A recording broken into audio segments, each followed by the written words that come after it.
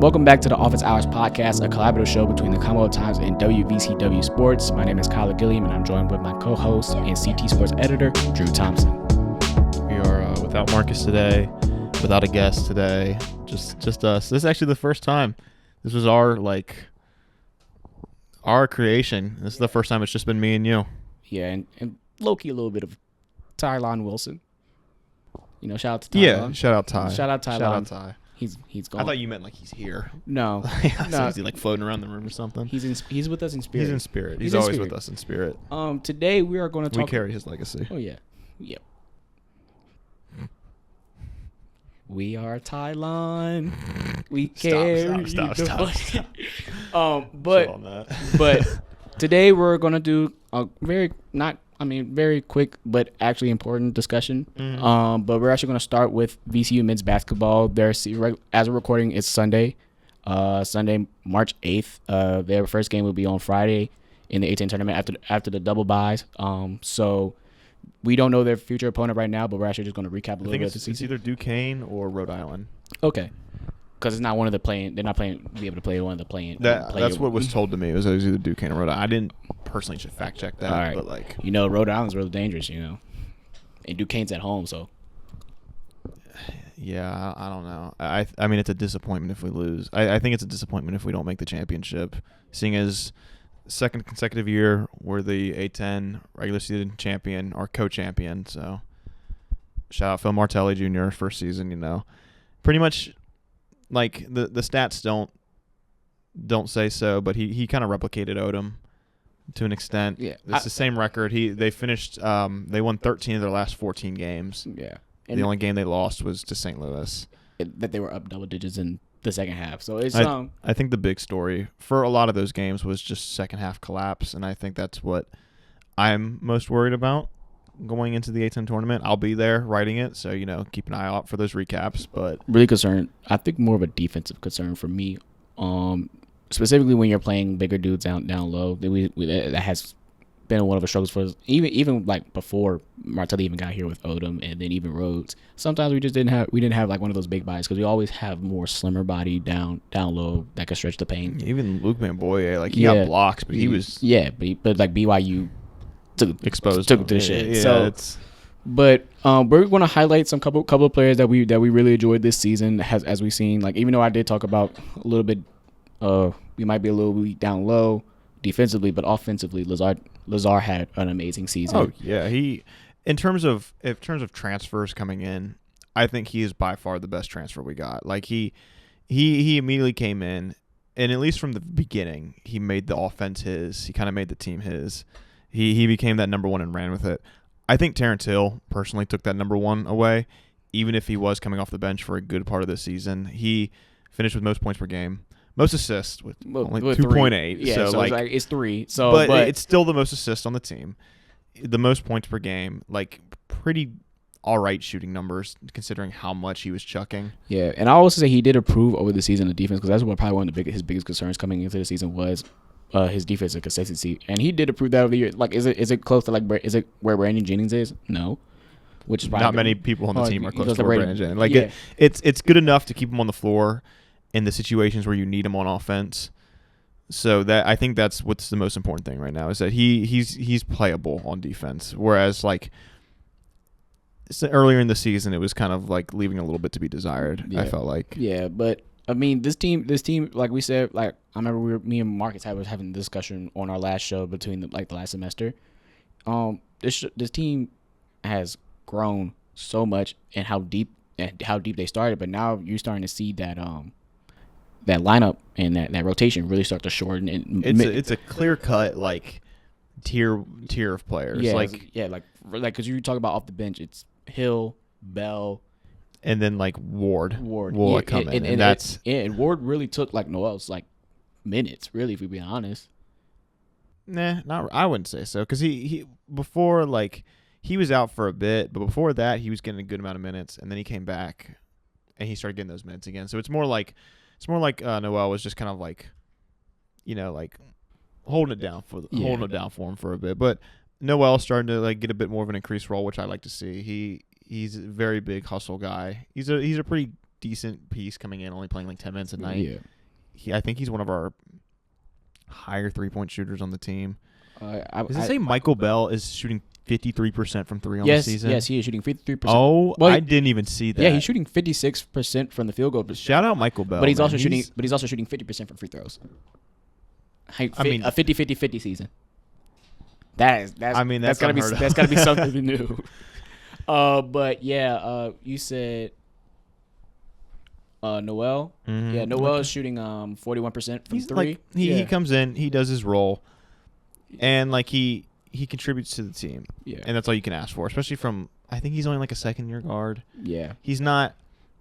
Obviously, he's not what I think we would hope he was like going to come in and be like, because you have the UConn name on you. It's like, yeah, but I mean, but he's still a good player. So I'm fairly impressed how the team gelled together, especially because the non-conference. Were there any players that you feel like progressed like exactly the amount that you thought they would? Because I have one. I thought exactly how I thought they would. Brandon Jennings, I feel like did exactly how I thought he was going to do. Like his points per game went up a little bit, and like his defense is just like better, but like it's nothing that's like eye popping. Yeah. Where Terrence Hill went from like 3 points a game to 14. Yeah, but I think what Brandon Jennings is so good at, right? Whether he just does everything at the guard position so well.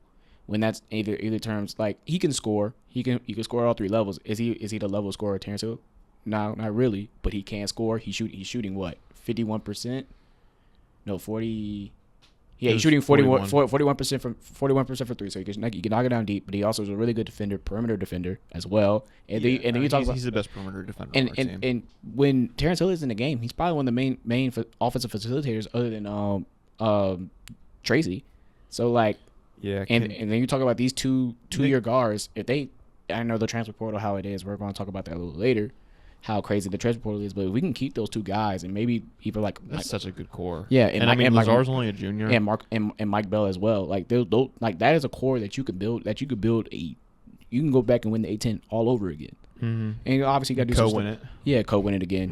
3 years straight. Yeah. But I'm really impressed with this season, how this team grown. Like I said earlier, like compared to the non-conference game that we had, because we had a really tough non-conference, and then we come in the A10, and like St. Louis is a really, really good basketball team, even though the George Mason game was as like really, really bad, but that was because like most of the stars they weren't playing. Yeah, they weren't playing a lot of players. They already secured what they needed to do. Yeah, so I say I enjoyed the season a lot, and I can't wait to see what they do in the A10 tournament in Pittsburgh. I was also happy with Nick Lewis. Coming in as a freshman into like, I mean, if you're just looking at it now, he had some of the most minutes on the team, and like he kind of like his production, I felt like kind of dipped a little bit as the season went on, but like coming out of the gates, he was amazing, and he still carried like a lot of that same development throughout the year. Like it, I feel like the biggest concern I have is like, will he stay? Yeah, and I think he should probably be one of the front runners for newcomer of the year in the A10. So that's another award that VCU can add to his belt, because I don't think they're going to get player of the year. Mm-hmm. Yeah. Do you think were there any players that like disappointed you a little bit? Keyshawn Mitchell a little bit, and I feel like I didn't see him at all. Yeah, but like I was really, because I did a piece last year about these dudes incoming, like Martelli making the right moves type of thing. If y'all want to go read that, y'all can read that.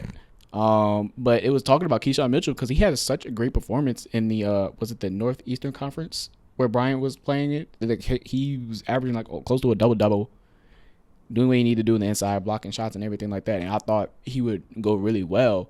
And then with Furman leaving the team, right? You expect like a bigger role to open up. I expected the role to open up, but really Michael Bell filled everything that needed to happen in that. Like now you're playing more of a small ball center. He's shooting 53% from 3. Like he's not taking like a ton of threes, but he's hitting them. He was shooting 19% from 3 last year. Yeah, I think he made like 4. He made like 3 or 4 last year.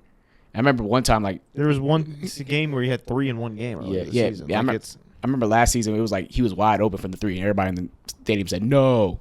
But now everybody wants him to take that shot, because everybody could expect him to make that shot. Like the difference with Keyshawn Mitchell is you were getting a bigger guy that could stretch the floor, but now it's like Michael Bell gives you better athleticism, better defense, an equally as good inside game, and he's also stretching the floor well enough to at least where defenses have to respect him. Yeah. Like, I'm not taking Michael Bell in a 3-point contest anytime soon.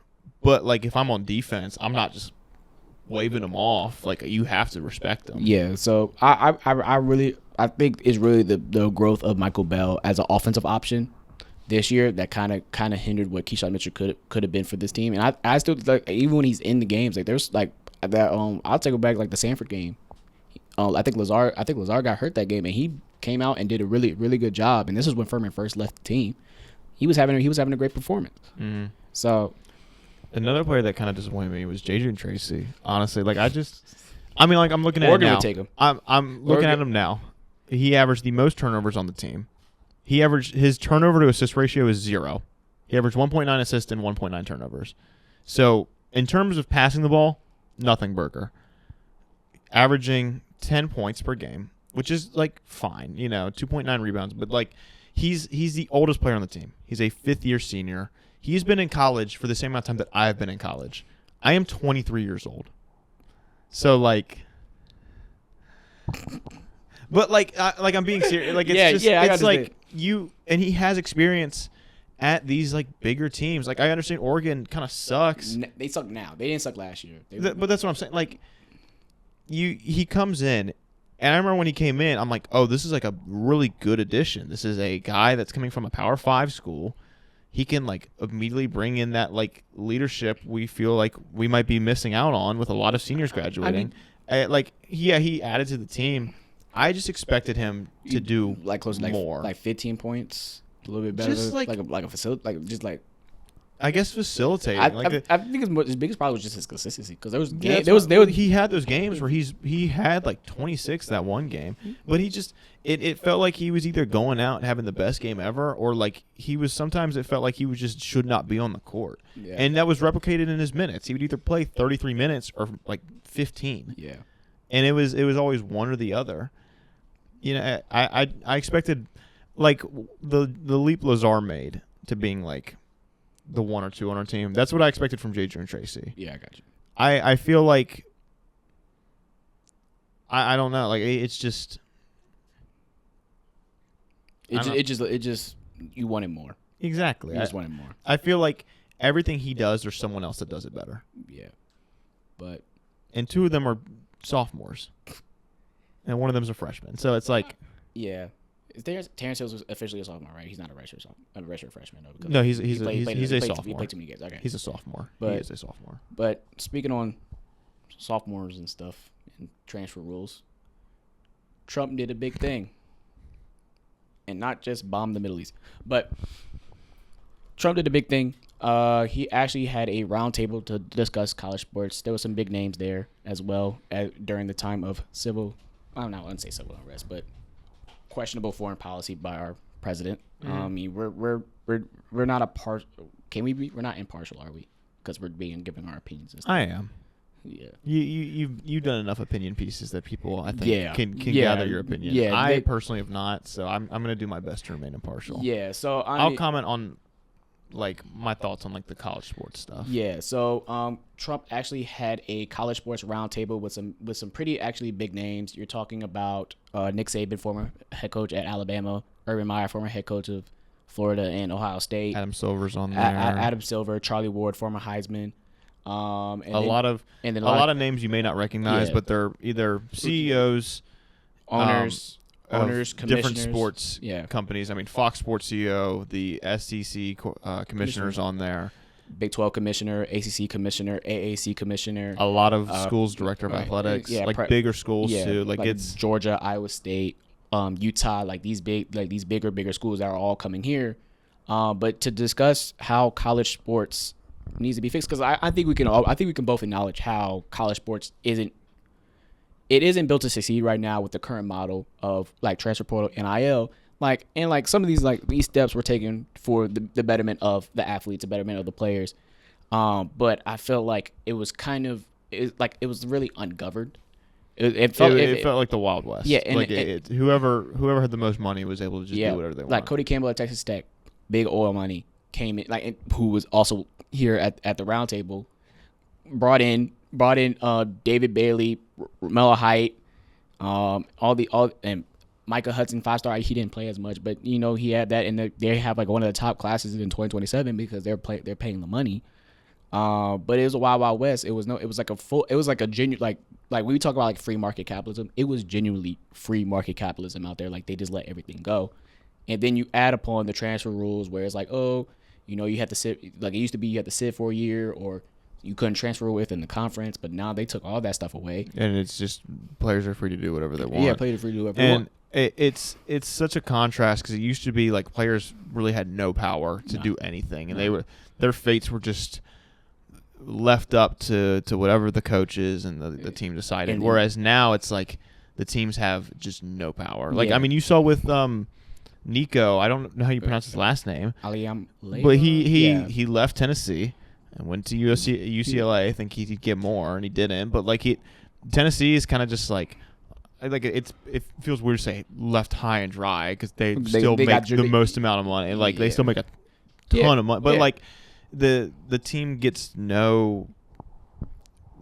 There's smaller teams that just kind of get left to rot. You're talking about teams in the MAC, teams in the FCS, teams in the Mountain West. They all get rated. Like we talk about these trades. They're getting rated for like their best players who just go off and kind of like I think of like Kent State.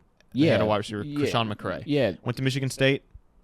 Yeah, on Kent State, he was like the best wide receiver in the MAC. No, but it's always low-key, it's always Kent State because Kent State's a decent MAC program. It's just like everything's gone. NIU, everything's gone.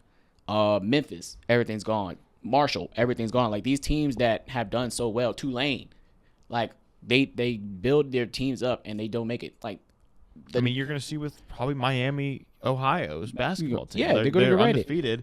As soon as that season's over, players that like have been good for them are getting money. Yeah. Good for them, but like Miami is kind of just going to be left high and dry because it's not even like they're like a bigger mid-market or a mid-major conference that like gets multiple things. There's people talking about Miami not being in the tournament if they don't win the conference championship. Yeah. They're undefeated. Yeah. Like their schedule is like, is it Mickey Mouse? Yeah, like it's a bit Mickey, they should be but there. Like they're undefeated. Yeah, but my thing is, like, we can understand how the system is like it favors. I think it favors. Like this is the biggest player freedom era that we've ever seen in college athletics because nothing has been there. But now with this roundtable, it looks like they're going to try to draw this all the way back. Like you're talking about these big time players, especially players like in college women's basketball. Like you see like Caitlin Clark, Paige Beckers, Andrew Reese, Flajie Johnson make so much more money now, right? You talk about college football players, Jeremiah Smith, there's players that Dante choose Moore. To stay in college. Dante Moore stayed in college. That's not something that he could have done.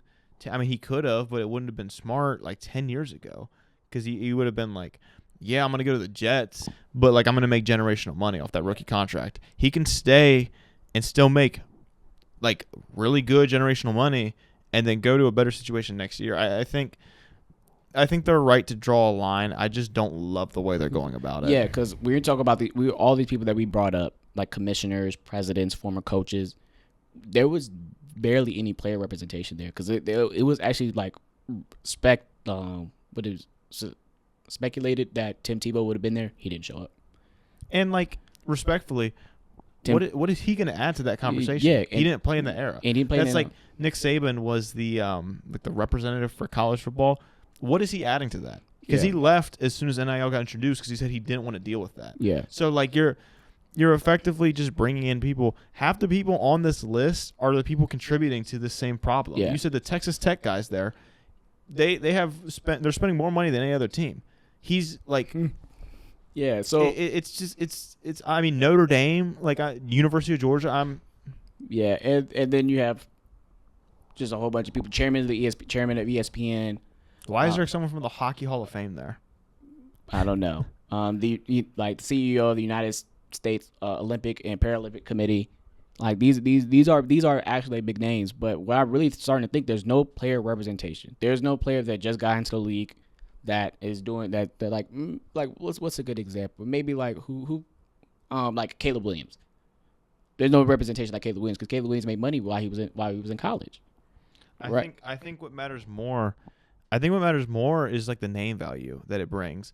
They're not gonna bring in some QB that got paid like $5 million to transfer and then he got taken in the 7th round and he's making like $600K now. Yeah, because like they're gonna see the name and be like, who cares? Yeah, but the thing is, it's still important for you to have that because like. No, I agree. Like, I'm saying I think it's poor foresight. Yeah, because what we're doing right now, because I believe Trump said he's going to introduce executive order that he's going to fix. You can read out the quote. Yeah, I'm gonna read it. I think it's kind of funny. No, the quote from Donald Trump himself.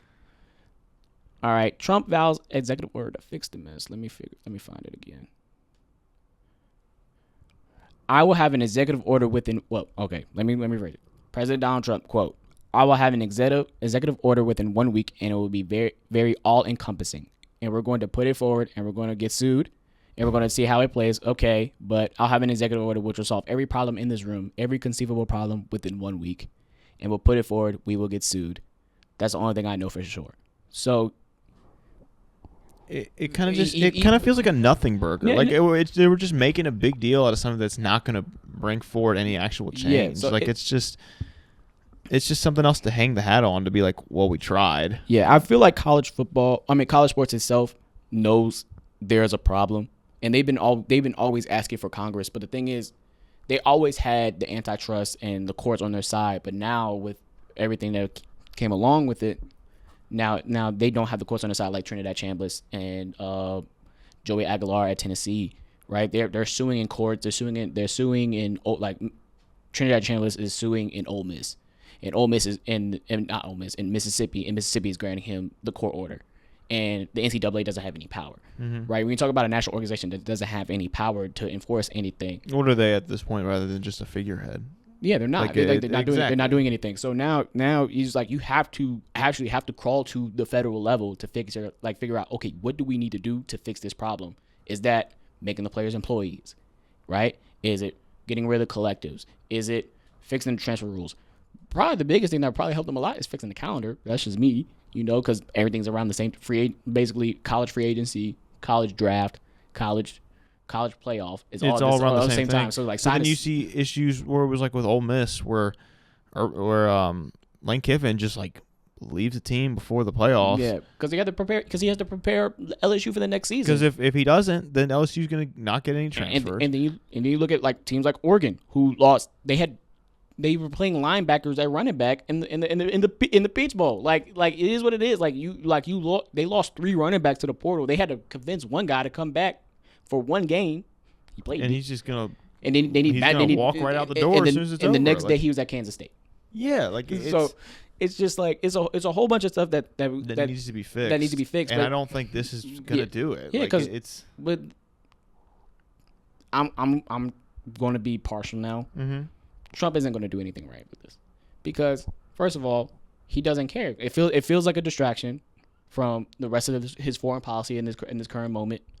And it feels like he's trying to grasp on something because I think we were going to do this part last week, but we pushed the show back because of spring break. But Josh Pate is a really big commentator on college sports, and Trump said I want to be on, and he thought he was going to actually have a real deal conversation about the issues of college football, and I believe I would actually put faith in Josh Pate's opinion on that, because he's a real deal college football guy, but. He was promised 30 minutes. It got cut to 10. And then he started trying to talk to him, and then Trump's talking about kickoff rules and how Nick Saban is his favorite coach and all this stuff. And like nothing ever happens. He's not. It feels like something just to get a headline and get a story out of it to get some recognition. Should we trust Trump on the issues of college football? Because even though I'm not favorable on him, I will also give him something like he does not have the time to understand the intricacies and the problems that affect the college sports game because he's the president of the United States. He has a lot of other responsibility and the duties that he has to do. And you could put the voices of like Nick Saban, who I actually trust, but I feel like there needs to be way more representation where we're talking about the entire issue that we have. And I feel like right now you just have half the dudes that are contributing to the problem. Yeah.